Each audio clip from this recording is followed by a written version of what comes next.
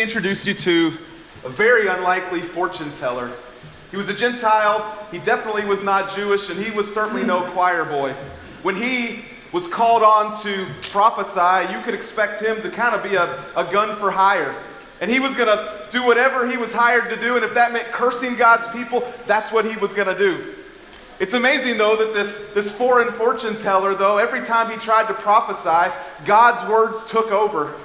And he ended up blessing God's people, one time even as a response to a donkey. And near the end of all of this story of this unlikely fortune teller, he's about to prophesy again and again. He's hoping to rebuke God's people, to curse God's people, and he finds himself blessing them again and giving this weird prediction. It's way off in the future. It doesn't make any sense, but it's about a ruler and about a star that's going to arise out of Judah. All from a pagan prophet who couldn't seem to control his own words when God would take over. I want to introduce you to another king. It's a paranoid king. He had a lot of power. He did a lot of, he was impressive, frankly. He built a lot of things. He was good at what he did, but he also was intensely paranoid of anybody that might threaten his power. So much so that if somebody threatened his power, at least if he sensed they threatened his power, he would murder them. He would build impressive things, had lots of power, and then in the same breath he would murder the people who would threaten that power. He was known for having killed at least one spouse, one wife, and at least two of his own children and others as well. And in one moment when this paranoia gets especially strong, I imagine him pacing the floor worried about a coming king that's threatening his power, but then in the next few days he'll come to the conclusion that he'll kill anybody, even children that threaten that power. But I also want to introduce you to a teenage mom. She has no power. She has no influence. She's barely an adult. She doesn't have to protect, doesn't know how to protect anything. She can't really protect her reputation anymore, since that seems to be gone, all because God has chosen her for something that she doesn't quite completely understand. She just knows that she's the servant of the Lord and she wants to follow him. And so while kings pace the floor, while foreign astrologers try to figure out the signs, she just does ordinary things, like hold her baby and feed her baby and wonder what will happen to her baby in the future, as she's thrown into the middle of a story that she can't fully comprehend. But then there are some Persian religious gurus, for a lack of a better way to describe them. They too have some power. They're not kings, but they're connected to royalty because they study the stars and they study religion, and they bring all of this mixture of science and religion together to then give advice to royalty in the Far East, not the Far East, but the eastern part of the Mediterranean world, probably somewhere around Babylon. And these guys are important enough that when they travel, they don't travel alone, they travel with an entourage. And there are soldiers, and there are guards, and there are probably servants and animals. And they cause enough of a stir that then when they arrive to a capital city, the biblical text says that the whole city is nervous about it. But when they come to this capital city, they don't come seeking wisdom. They come seeking someone or something to worship, because a star has changed their direction and changed the priority of their lives and caused them to cross culture and borderlands to risk everything to worship someone that they don't know yet.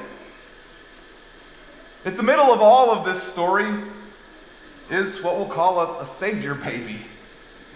This baby has no power, has no influence. There are no speeches. There is no concern for other things.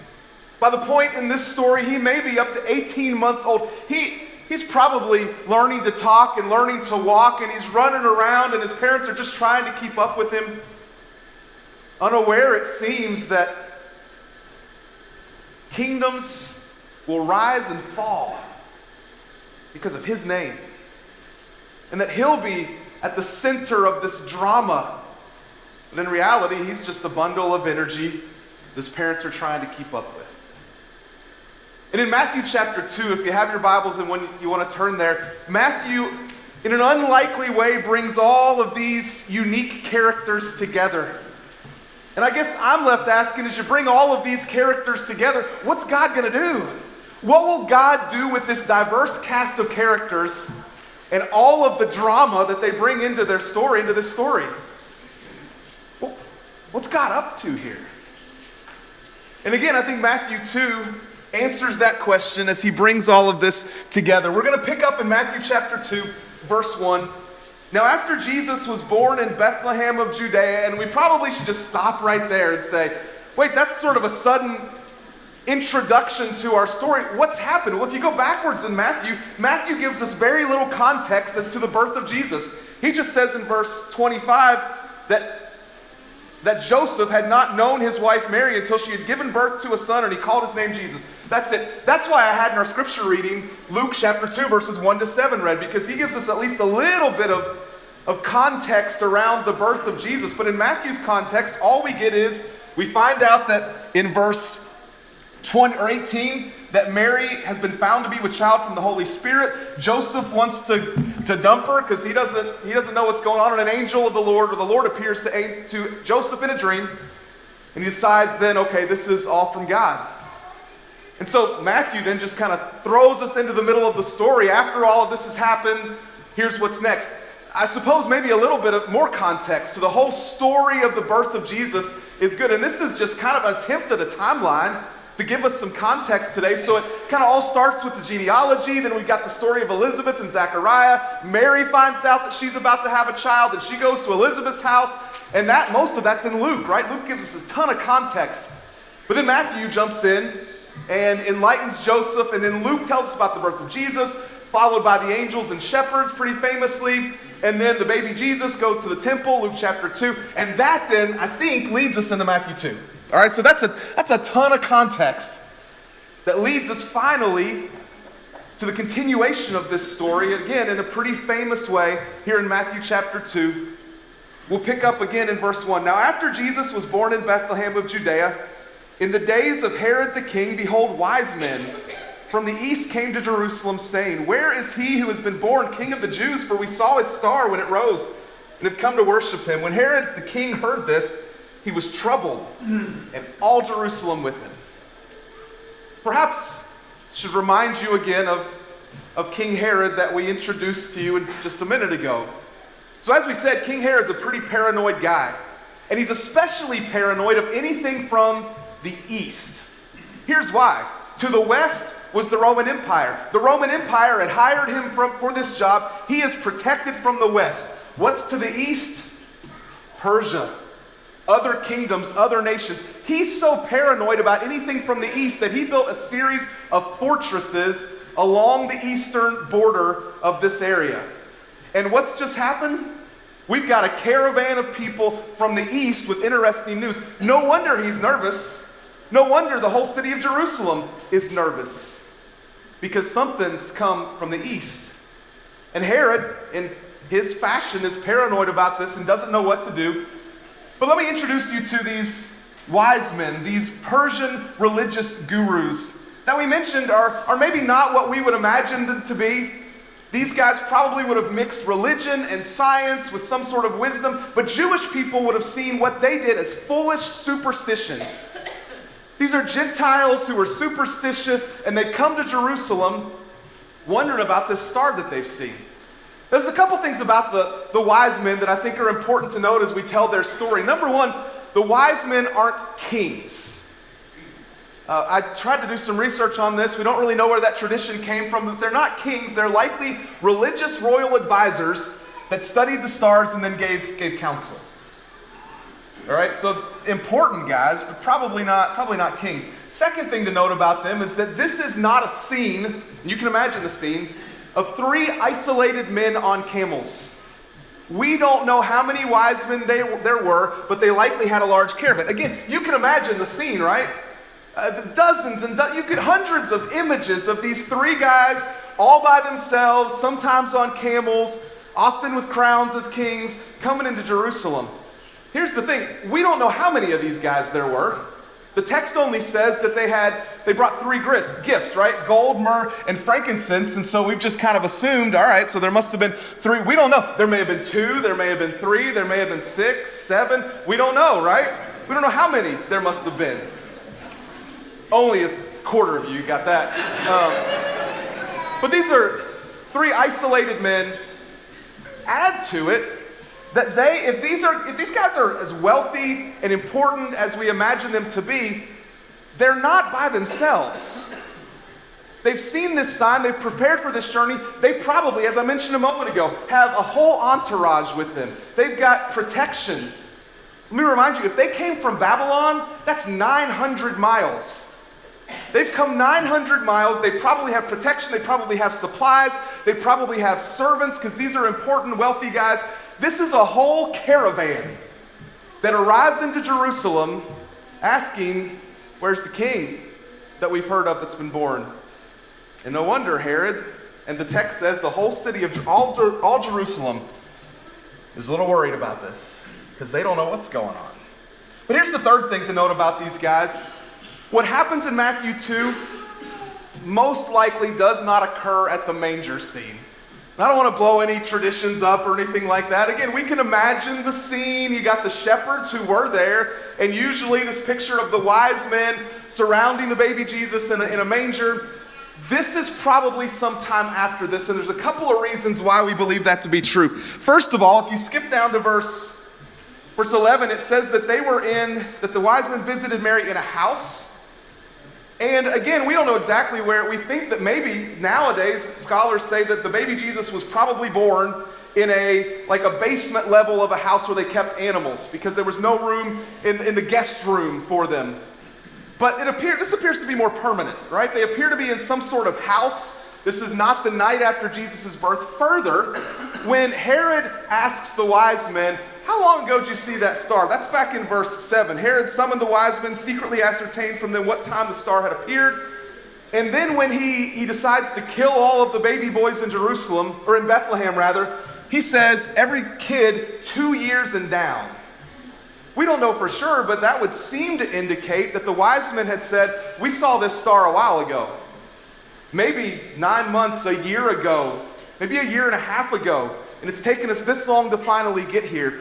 And so it would seem, based on those two little bits of information, that this does not occur. The wise men do not arrive at a manger scene, but sometime later, they arrive. Let's keep reading. Well, maybe we shouldn't keep reading because we got another question, don't we? Now, first of all, in the middle of all of this is perhaps an 18-month-old. You might look at that and think, that looks a little old for baby Jesus. But by the time we come to the story in Matthew chapter 2, he may be 18 months old, walking, crawling, a bundle of energy at the center of all of this drama. But also in the middle of this story, there's another character we haven't introduced yet. There's a star. And again, this part of the story is pretty famous. The wise men say to Herod, hey, we saw his star when it rose, and we've come to worship him. Later in the passage, it'll say that the star that they had seen when it rose went before them until it came to rest over the place where the child was. So this star moved. It just wasn't just over where Jesus was at the time. It moved so that they could follow him, so that it went before them and then rested over the place where the child was. And apparently it had disappeared for a while because it reappears. In verse 10 it says, when they saw the star, they rejoiced exceedingly with great joy. As if the star had led them to Jerusalem and then vanished for a while, perhaps, we don't know. But it's reappeared now. When they see it, they're pretty excited. So what is this?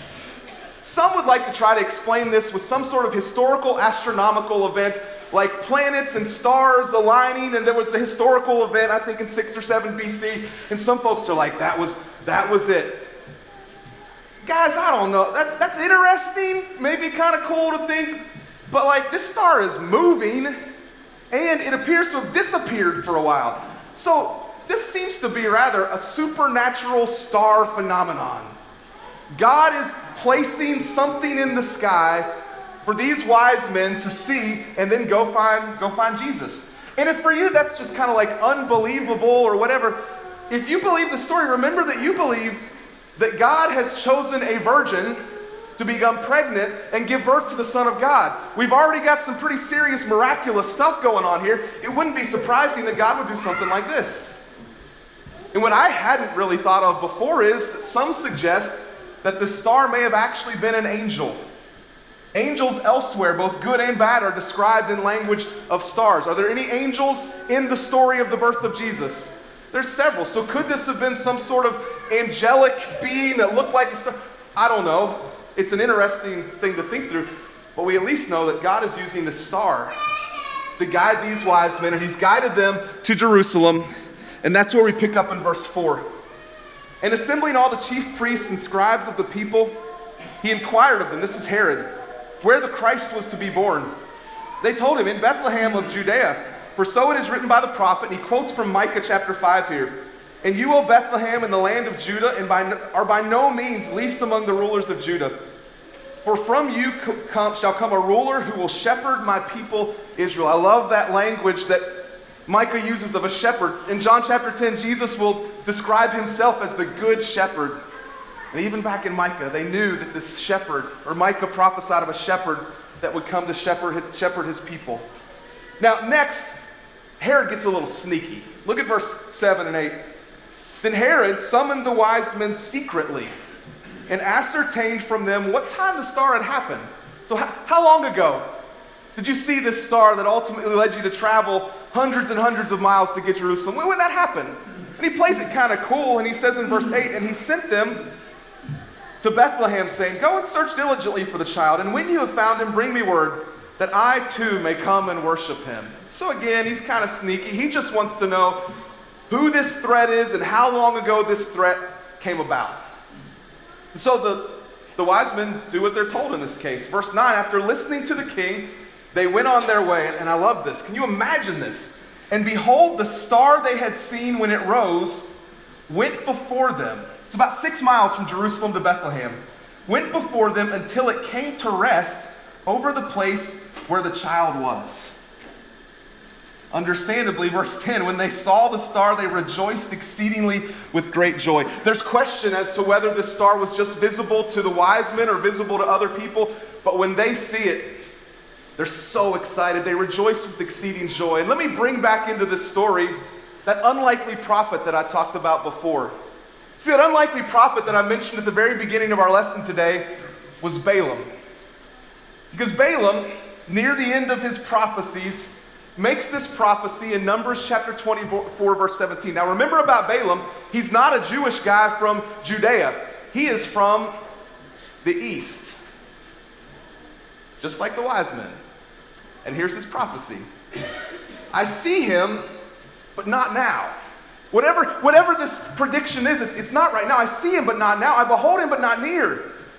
A star shall come out of Jacob, and a scepter shall rise of Israel.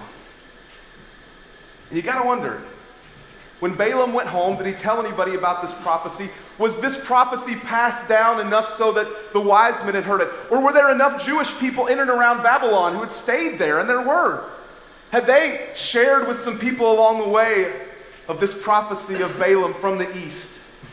And you fast forward over 1,000 years after Balaam's prophecy, and here are these wise men from the east succeeding Balaam in announcing and seeing the arrival of the Messiah.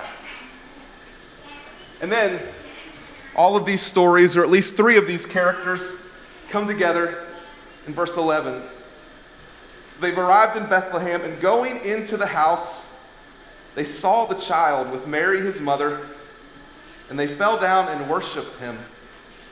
Then opening their treasures, they offered him gifts, gold and frankincense and myrrh.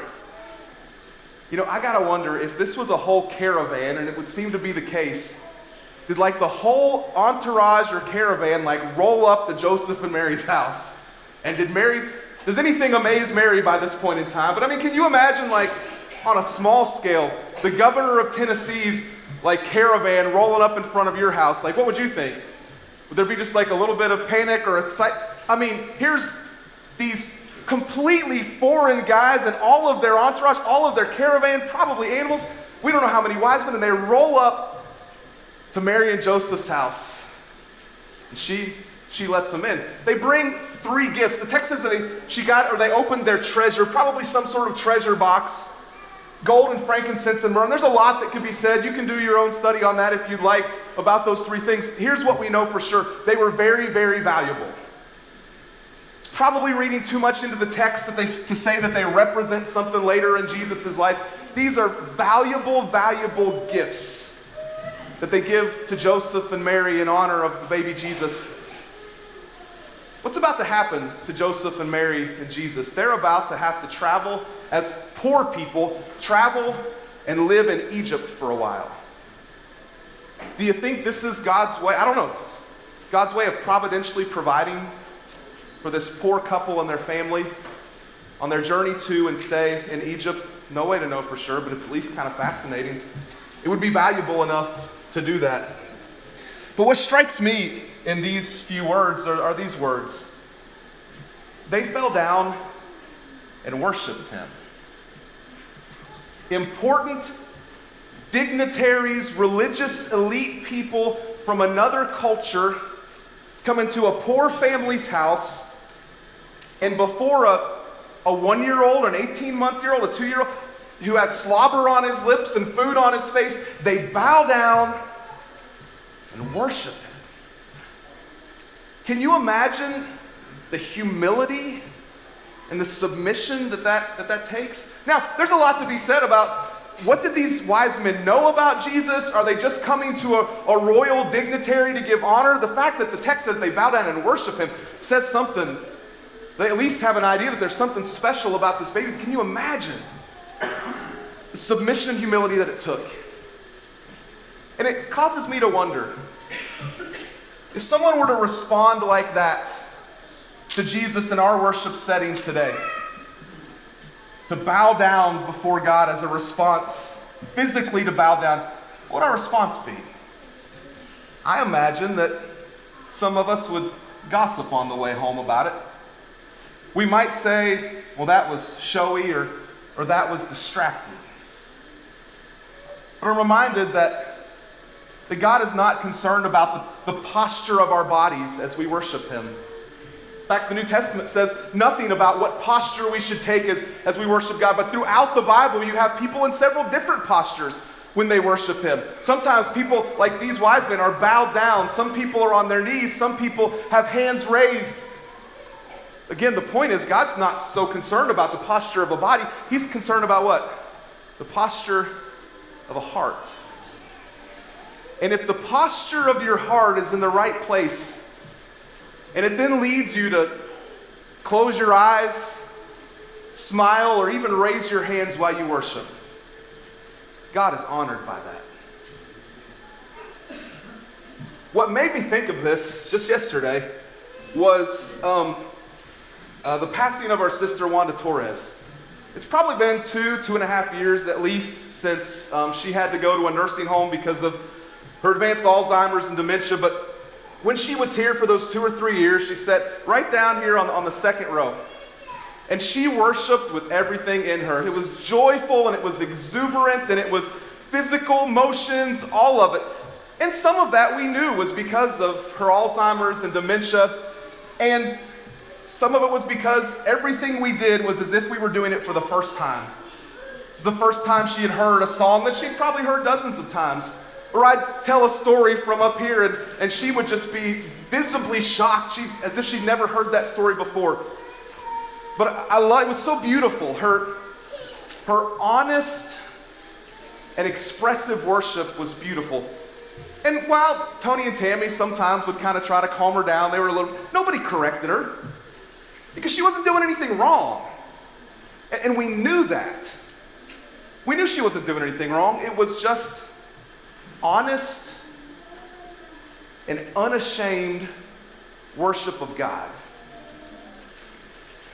that most of us, including me, are too ashamed, or too embarrassed, or too proud to worship in that way with that sort of expression.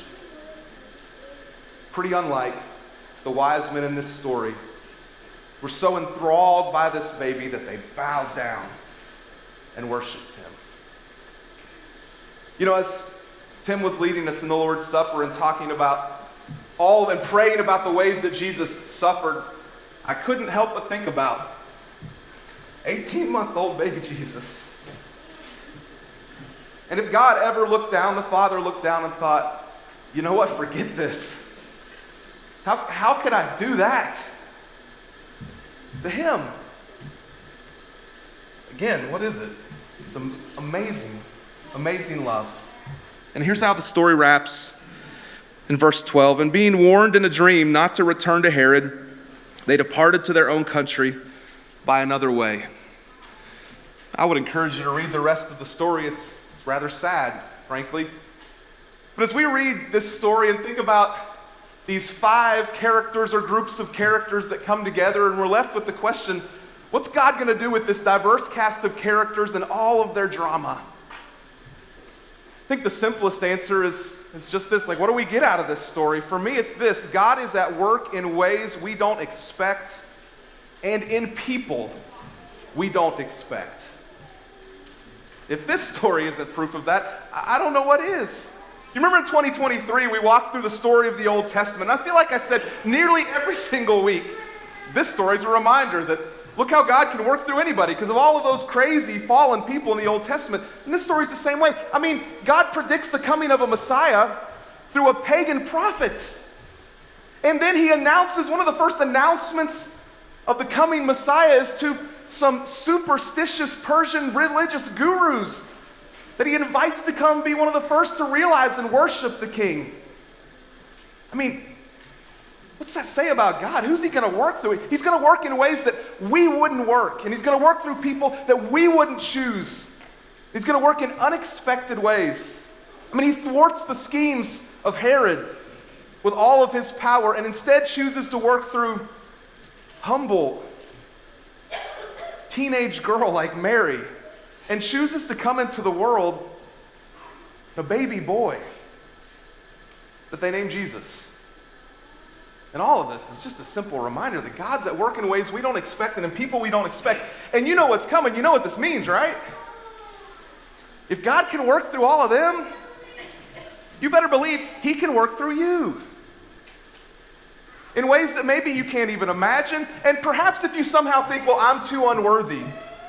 If you think you're unworthy for God to work through you, perhaps that's the first step in God working through you, because none of us are worthy to be used by God, but he chooses to use the unexpected people. And he uses them in unexpected ways, all for his glory, in this case to announce the arrival of the Savior of the world that'll change everything.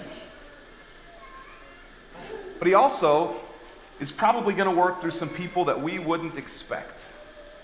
I mean, you got a couple examples on the screen, right? Which means we need to be on the lookout. We need to be watching for people in our lives in whom God is working. And we need to be watching for ways that God is working that we don't expect. And so I would invite you over these next few days as we celebrate Christmas to be on the lookout. In the calm moments, the quiet moments, and the chaotic ones, because there'll surely be some of those. In all of those moments, be looking for God's work. Be looking for God to work even in people that you don't expect and in ways that you don't expect. I guess we're left with what should my response to all of this be? And I suppose the simplest answer is to say, okay, our response to what this story tells us is to do this the same as the wise men and to fall down and worship. And remind ourselves that these guys traveled 900 miles through the desert to see a king that they didn't even know who he was yet. And yet we've got all our excuses as to why we can't engage with him when we have access to him every single moment of our lives. I'm led to bow down, to fall down and worship this God. But I don't think it's just about worship, but it's about what worship leads us to. See, worship isn't just about what we do in this room or what you do during your quiet time. Worship ultimately leads us, really throughout Scripture, to love. Isn't it amazing that when we read the New Testament and discover the verses about why we should love one another, the answer is we love others because God first loved us? And what better story is there to illustrate the love of God than this story? And our response to this is to not just bow down and worship, but then in turn, to love one another. And so here's our response: to love like Jesus loved. Here's what Paul says in Ephesians chapter 5, verse 2, and walk in love, as Christ loved us and gave himself up for us, a fragrant offering and sacrifice to God. It's almost unfathomable to think that God chooses to come into this world in human flesh and then die by crucifixion for us. And then that is the foundation and the motivation in the rest of the New Testament that calls us to love one another. So our response is more than just worship. It's love. Sacrificial love. That leads us to worship Jesus, yes, but then motivates us to love one another. I had never heard of the author O. Henry before. I just thought it was candy, okay, to be honest with you. And maybe I'm guessing most of you did too. But turns out there was an author named O. Henry. That was not his real name, but the name he used. And he was known for writing short stories in the early 1900s. In the 1940s, he wrote a story about a young couple that had just been married. Della and Jim were their names. And as the story that Henry tells goes, Della wanted to get something for her husband, something very special for Christmas. And on Christmas Eve, she decided that she would cut her beautiful long hair. It went down past her waist. It was her pride. And she knew it was what made her, she felt it was what made her beautiful. And she thought, well, I'm going to cut my hair and sell it to a wig maker and then use that money to buy something very special for my husband. And so she did. And she bought a gold chain that her husband could use to hang his most prized possession on, which was a watch that belonged to his grandfather and his father. She cut her hair, sold it, and then bought that gold chain. Della and Jim were dirt poor. They were newly married. They didn't have anything. They didn't have anything nice in their apartment. They certainly didn't have money for a gift like this. But on Christmas Eve, Jim was going to come home from work and find that his wife had cut her hair completely so that she could buy him a sacrificial gift. But what she didn't know is that Jim also wanted to get his wife a very special gift. And so he sold his watch. And with that watch, he bought her some very special a jeweled set of combs that she could brush her hair with. She had looked at it and longed for it and wanted, but it was way too extravagant. She could never afford it. So he sold his watch and bought that gift for his wife.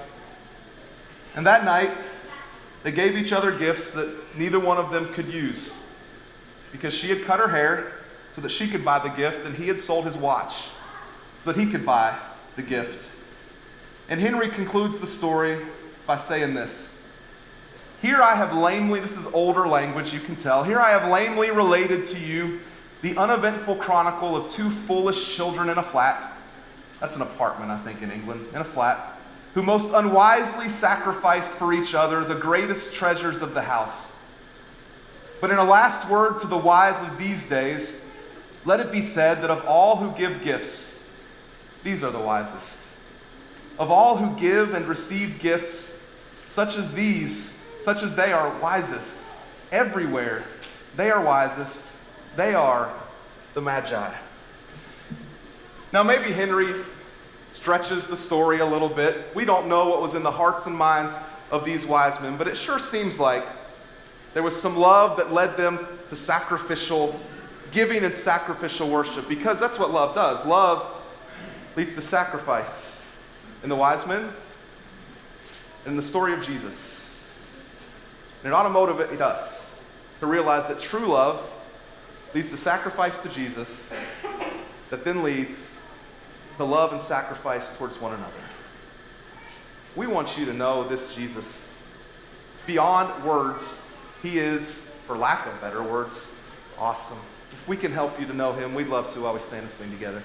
O beautiful star of Bethlehem, shining afar through shadows dim, giving a light for those who long have gone, and guiding the wise from beautiful